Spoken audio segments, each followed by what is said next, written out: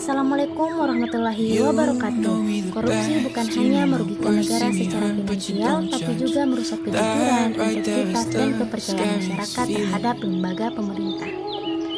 Video ini kami buat untuk memenuhi tugas mata kuliah Pendidikan Teknologi dengan dosen pengampu Dr. Muhammad Wijaya SOS MSI. Dalam video ini kami membahas kasus korupsi yang dilakukan Irjen Pol Joko Susilo, khususnya dalam penggandaan alat simulator SIM serta tindak pencucian uang atau TPPU yang terkait dengan kasus tersebut. Adapun perkenalan singkat dari kelompok kami, kelompok 28.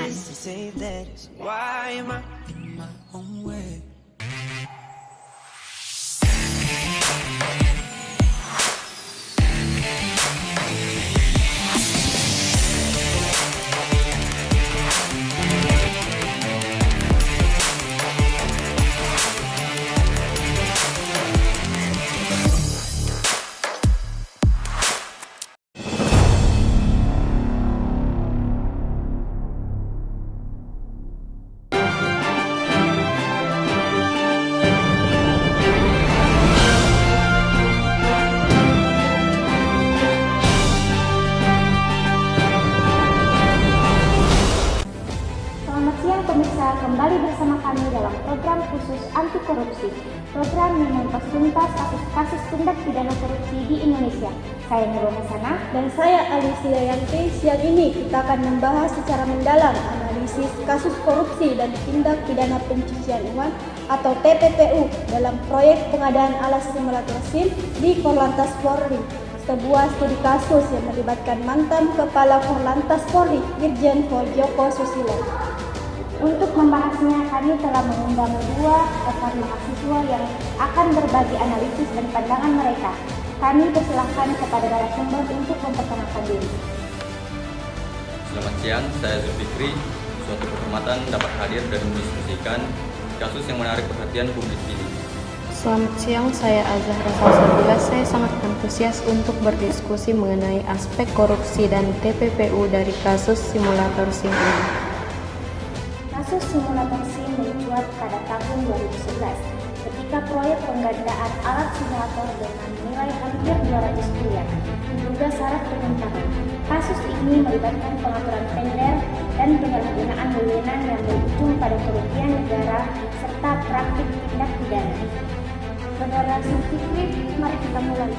Kasus ini muncul karena nilai proyek yang fantastis, hampir 200 miliar pada tahun 2011. Menurut pendapat Anda, di manakah letak utama praktik korupsi dalam pengadaan alat simulator SIM ini? Apakah hanya sebatas market harga? Baik, jadi praktik korupsi utamanya ada pada pengaturan tender dan penyalahgunaan wewenang yang sistematis. Irjen Pol Joko Susilo terbukti mengarahkan pemenang lelang bahkan sebelum prosesnya dimulai. Markup harga alat simulator hingga ratusan persen hanyalah akibat dari rekayasa lelang tersebut yang mengakibatkan negara mengalami kerugian yang besar. Di sini juga menjerat pelaku dengan dua pasal, korupsi dan TPPU. Mengapa TPPU menjadi penting dalam kasus seperti ini dan bagaimana cara pelaku menyamarkan aset dari kejahatannya? Baik, jadi TPPU penting karena bertujuan memiskinkan koruptor. Tanpa TPPU, pelaku bisa tetap menikmati hasil kejahatannya. Dalam kasus ini, uang hasil korupsi dibelikan aset seperti rumah dan tanah yang dicatat atas nama orang lain. Ini cara untuk melegalkan uang haram agar tetap tampak sah. Baik, Saudari Azahra Salsabila, terkait TPPU, kita tahu KPK menyita banyak aset milik Joko Susilo.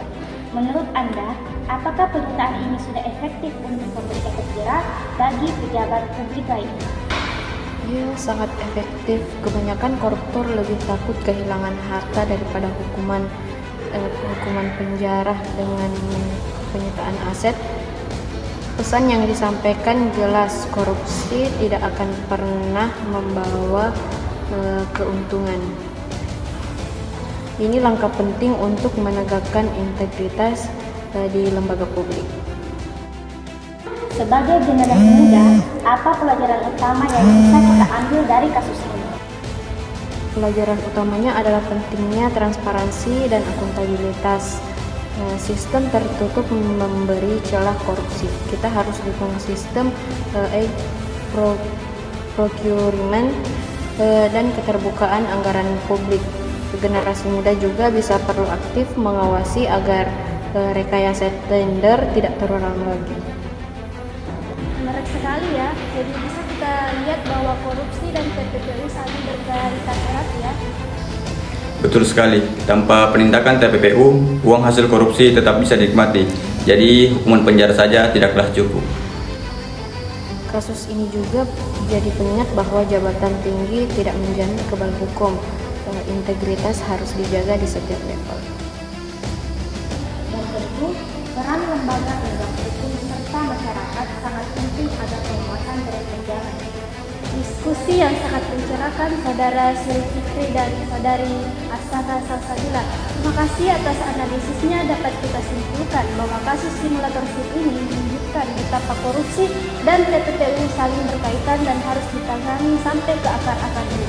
Benar sekali Saudara Aris, pengawasan publik dan penegakan hukum yang tegas terhadap TPPU adalah kunci untuk menciptakan birokrasi yang bersih dan berintegritas. Terima kasih, senang bisa berbagi pandangannya di sini. Terima kasih juga, semoga pembahasan ini bisa menjadi pelajaran untuk kita semua. Dari kasus ini kita bisa melihat bahwa keadilan akan selalu menemukan jalannya. Dan semoga kita semua bisa menjadi bagian dari generasi yang jujur dan berintegritas. Terima kasih telah menyaksikan. Saya Nurul, saya Alis, pamit undur diri. Mari bersama membangun Indonesia tanpa korupsi. Wassalamualaikum warahmatullahi wabarakatuh.